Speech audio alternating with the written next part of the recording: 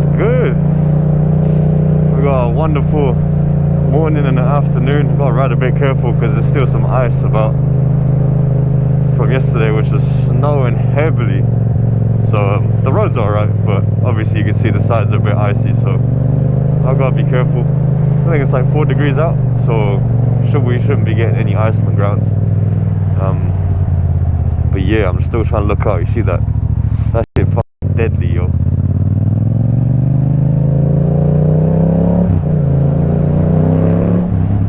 Yeah, we're just heading up to the lockup where I'm keeping my bike, the 2015 MT. So we're gonna do like a quick rundown. The ride over there isn't really that interesting. It's not that great, so I'll just cut straight to that, and I'll see you guys when I get there. Alrighty, guys, we're here. This isn't the actual video quality. I've just got it blurred. So when I release it, you guys will be able to see because there's no other way for me to hide it. So yeah. Here we go. This is it. For all you wondering how I got a 2015 MT-07 for £2,500, this is it. On the surface, it looks alright, and I'll walk through everything. Trust me. So everything is basically stock. I think this guy might have put some sticker work or something on here. Yeah, because that doesn't look stock at all. I have no idea what that is. But pretty cool. He's got some rim tapes from RNG, which are done pretty nicely. The rim tapes on the actual rim with MT-07 on it, and the RNG rim tape, which is all really nice. Brakes are all stock. Brake pads, however, he's got Brembo sinter pads in there, but they're so dusty that you can't even see. They've got it on the rear as well. See the little red Brembo sinter pads. So let's just start from the front to back, and these are not stock. These are some Pirelli Diablo something tires. I have no idea, but they're there. Pirelli Diablo something tires. I have no idea. Oh, that's a bit of rust which we can clean off. But yeah, 2.5K. So don't judge too hard because it was pretty cheap. He's got an aftermarket LED front headlight, which is running, oh, I think he might have put it the wrong way around, because I don't know how the headlight works on this one actually. No, I don't know how to work with these headlights yet, so that might be normal. So he's got an aftermarket LED front headlight. He has an aftermarket front adjustable cartridge kit. I don't know which cartridge kit it is because it doesn't say anything anywhere. And he basically just got Yamaha to do it. They were just like, stick a cartridge kit in, and I don't care where it is, just do it, whatever makes it work, you know. This one I've got no idea where you got it from, but I'm definitely going to take that off today because it looks ridiculous. Actually, no, let's do that now before I continue with the video because that's really bothering me. Right, we're back and we're done. I hope the lighting's fine. Actually, I haven't even double checked. I hope it's fine. If not, I'll just have to push it out slightly more. There we go. That should be slightly better. Right, so where was I at? We got this shit sorted. Half the keys missing. So he's got aftermarket levers, and his clutch is so heavy. Look at this. It's great for wheelies, I think, because if you pull it in, you can fling this thing out straight away. So these are two aftermarket. He's got heated grips. These ones don't work because apparently they're not plugged in. The indicators don't work, and because this, no, where is it? Here. Because this mirror is jammed in so much, the throttle doesn't return. So you have to force it back in. So I'm gonna need to remove this mirror as well, just so that I can free up the throttle again. And there's a lot of things that need to be done to this bike. So yeah, these are the LED indicators, which look like shit because, you know, they're all rusted here. Well, the paint's all gone. So I need to get another set of LED indicators front and back. Yeah, I think that's all the front end stuff. I think I'm going to keep the bar end mirrors. Once I take them out, I'm going to clean up because I think there's some rust in it as well. That's what's preventing this mirror from coming out. So I need to hammer this one out carefully and then clean the inside out. I was thinking about getting some aftermarket bars as well, slightly wider, just slightly, because these are so narrow, it's so hard to ride. So slightly wider bars, slightly lower, but not too big of a change because my girlfriend might be riding this. And I need to do some changes to this clutch lever. I might loosen up the cable a bit, or check how much left, just check how much cable there is left on the clutch. I'm not sure where that goes to. He's got aftermarket sliders here. I have no idea. Sliders. He's got an aftermarket truck horn. I'm not gonna press that here because there's residences behind. But yeah, I think that concludes the entire front end. And the one thing that I know you guys are gonna say is the bodywork. Like, what the f is this, right? So what the guy did, he got his mate who owns a paint shop to basically just paint straight over the bodywork. This is originally a silver and blue, because of the blue frame and the blue wheels. It's the original 2015 silver one, with a slight blue accents on it, and I think the guy just sprayed all over it. So what I'm going to do is, I've heard rubbing alcohol and vegetable oil can soften up the paint, so I might try that a couple of times, and then I'm going to put a blue body kit on this, like a graphics kit. I'll put the picture up on the screen so you can see, and let me know what you guys think about it. But that was like the best body kit that I could find that can match the rim tape and the blue frame, and he's done it with this as well, but I think the body kit covers that up as well. But regardless, if I can't get this out, I'm going to take off the paint and respray it black myself, and I'll do it properly. So like a base layer, I think there's a primer layer, base layer, and then you got the actual color layer, and I'm going to put like a gloss protection layer on top as well. And then obviously you got to clean up all the rust here. But yeah, he's also got a, oh, he doesn't. I thought he had front sliders. No, he didn't. He's only got rear wheel sliders. And you see here, this is what the paint was, what I was talking about. Like, the guy painted it and has reacted really badly with the weather, and all this stuff has been painted. So I need to take all of this off, strip all the paint off, which isn't a lot of work. It's just labor hours, but it's not expensive to do. So yeah, I'm going to get all that sorted. He's got no aftermarket rear sets, but he has taken these off, which is nice. Okay, only on one side. So he might have dropped it on that side, but there's no signs of damage anywhere. Yeah, I think he has dropped it on this side because there is that there. But yeah, no signs of damage on the engine casing, no signs of damage anywhere else, even passenger pegs, no damage anywhere. And this is the big thing, guys. Look at this. A Nitron adjustable rear shock. That's the main thing that led me to buy this bike, because he's got a front adjustable cartridge kit and a rear adjustable preload rear shock, which is really cool, because these are one of the entry-level rear shocks you can get for an MT-07, and it was originally what I was going to do, but I decided not to because I wanted to get the Öhlins kit. And these are new. I think they're new rear sprocket, because you can see here the teeth are still pretty straight. They're slightly bent at the top, but you know, relatively straight at the top, so you know that they're new. Chain is a bit rusted because he didn't use it for 2 months prior to this, so I need to clean all that out, but that's not a problem. You know, you can always clean rust off. And he's got Michelin Pilot Road 4s on the rear, and obviously rim tape on the rear as well. And then look at this. That's great, isn't it? But yeah, he was going to post me a working number plate, because this number plate's cracked at the back here, obviously. So we're going to get all that replaced. I'm just trying to think, is there anything else that he's done? Oh, and he's done a fuel, he's what do you call it, mapped this bike as well. So he's done the fueling ignition, and it does feel snappier and it sounds different. So like on this bike, it feels like there's no gaps between each ignition or each combustion. It just feels a lot smoother, you know. It doesn't mean it's revving any higher, but on my bike, I know it runs a bit rich because it pops a lot, because you know, I don't think the guy remapped it after he put the full exhaust on. So this bike does run better. It's got better fueling, so better fuel economy compared to that one. It does sound slightly different. It's not any quieter, it's just as loud, I think. But yeah, I think that just concludes a little rundown of this bike. The main thing that I'm worried about is this. This I need to clean up. But regardless, 2.5k, I'm pretty sure if I were to sell this now, I could sell it for 2.5k and I'll get my money straight back. So that's not a problem. But yeah, I'm going to be coming back here quite often just to fix everything up.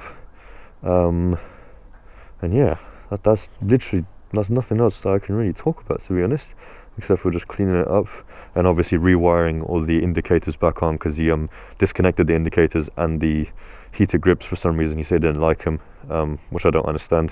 Yeah, because it doesn't even have rear indicators on this.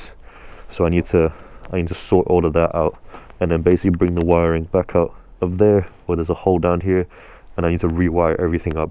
But yeah, overall it's not going to cost too much. It's just a lot of man hours. It has done 40,638 miles. But yeah, the bike still runs like mint. Obviously these things, as long as you take care of them, they feel like new no matter how long you've had them for. So yeah, let me just cut the video here, and then I'll go for a little ride around because it's quite nice weather, and then tomorrow the next couple of days are all raining or snowing. So yeah, catch you guys in a bit. But you lot probably thinking I'm fucking crazy. Why did I go and buy the exact same bike again? To be honest with you, I don't fucking know. I saw it in the market for 2.5K, and then I was like, this is a bargain. I don't care what's wrong with it, as long as it's running and like the main things aren't broken, like the clutch, the engine, sprockets, chain, brakes, things like that. All that was in, you know, perfectly working order. It's just the, you know, minor electronic problems with the indicators, nothing major. It's just to do with rewiring. Might have to repurchase the indicators, but overall, including the body kit, I think I can get everything fixed from top to bottom for roughly £300. And yeah, man. Yeah, that doesn't sound like a good deal. I don't know what it is, because either I sell the bike again, and I basically make nothing back, but at least I get my initial like investment into the bike back. And that is a ZZR 1400, big boy bike. Yeah, so I either get the initial investment that I put in back, or my girlfriend was going to pay for half of it when she gets her full license, so she can ride it as well. Or I put this £300 in and potentially sell it for like 3.5K, 3.2-ish, which I think is reasonable. You know, if I got everything into running order, and then everything could be sold to a person that knows nothing about a bike, and from first glance the bike's going to look clean as if I can get it into that condition,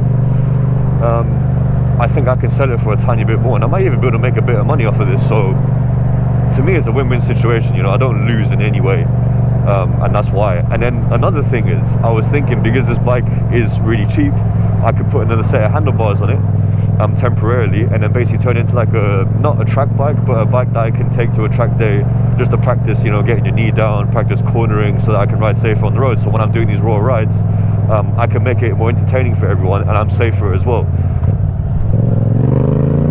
And because the bike's got its ECU flashed or remapped or whatever, it's going to run better performance wise. So that's why I thought I can use it as like a safe bike to basically use on track or just to practice with on the roads, because it's got the frame sliders, it's got the crash bungs on the rear axle, and I need to get the front ones fitted as well. I'll see if I can find a matching pair. Might buy them second hand if they're in good condition, might just buy a new set and stick them on, and just get it as safe as possible to ride on track. Because the bike is already 2.5K, like I'm not really losing much, you know. It's not like if I crash this bike, God forbid, I would be heartbroken.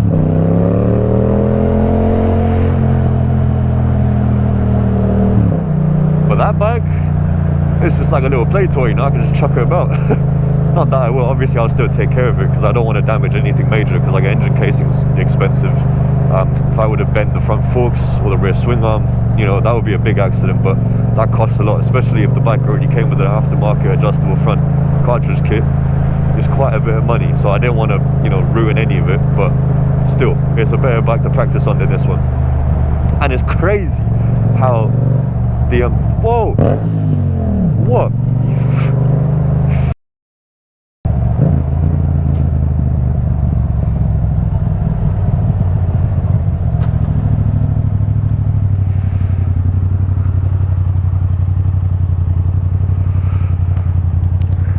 So yeah, before I was distracted and interrupted by some absolute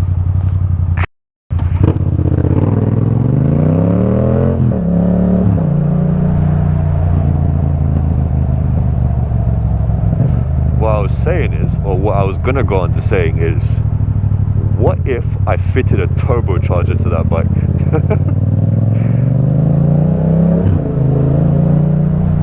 I know a company called Extreme Creations, I'll put a link in the video description of them doing like a dyno run on one of their turbo MT-07s. And the kit itself, I think it might be more expensive than the actual bike. I think the kit itself was like 3,500 USD. And obviously if I got the bike for 2.5K, I'm basically buying another bike. So I was either thinking either put it on this bike or put it on that bike. And obviously I can use that bike as like a little test dummy.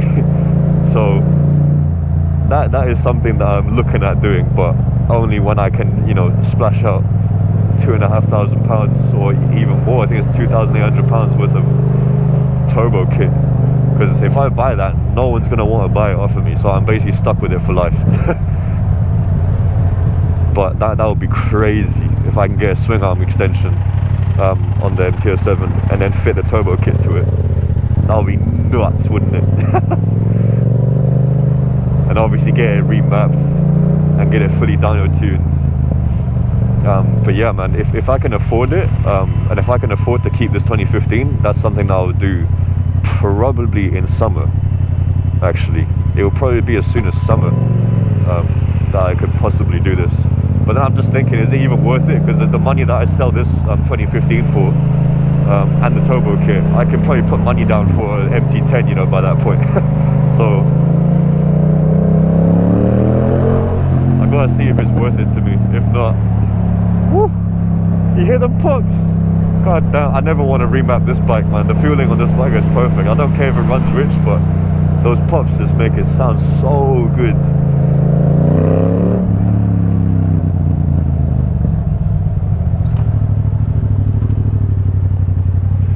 Yeah, the reason why I thought I could do a turbo kit on that one is because it's got the suspension to take it, basically. The suspension on that bike is so nice. It's like a lot firmer than this, so when you're going over bumps, you don't bounce around all the time. When you're shifting gears and going around corners, it feels a lot more safe. And obviously with the Michelin Pilot Road 4s on the rear as well, the bike just feels a lot better in general. So it's got the suspension already to handle the turbo kit, so that's why I thought I'd put it on that one.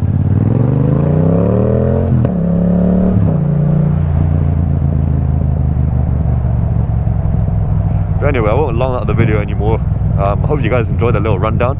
And like I said, if you guys got any questions, any queries, any tips or tricks or anything you guys want to share, please leave that in the comments below. I'll be, you know, open to all suggestions. Any ideas you guys have, what you want me to do to the bike, which is affordable, not something huge, you know, because I still want to, you know, I don't want to spend too much money on it because the bike already is only 2.5K, and I think the equipment, the mods that are on there already, like the front cartridge, rear suspension kit, the exhaust, already add up to about £1,500, and other mods and remaps that he's done to it probably break it at about, you know, they probably level it at about £2,000 across all the mods he's done to it. So I don't want to spend too much money on it because it's not worth it for the bike. You know, if I'm spending, you know, an extra 50% of the bike's value just to, you know, improve it, it's not really worth it as of now, because I either want to sell it for how much I bought it for, or slightly more, best case scenario, or I'll just keep it. But yeah, anything is welcome. Hope you guys enjoyed that video. It is getting a bit dark right now already, and my camera's not really set for this lighting yet, so I'll catch you guys in the next video. I think we'll do like a little camera review of my Phantom 4K, Go Extreme Phantom 4K camera that I got for Christmas. So that will be the video for Saturday. Yeah, anyway, take care guys, and I'll catch you lot in the next video.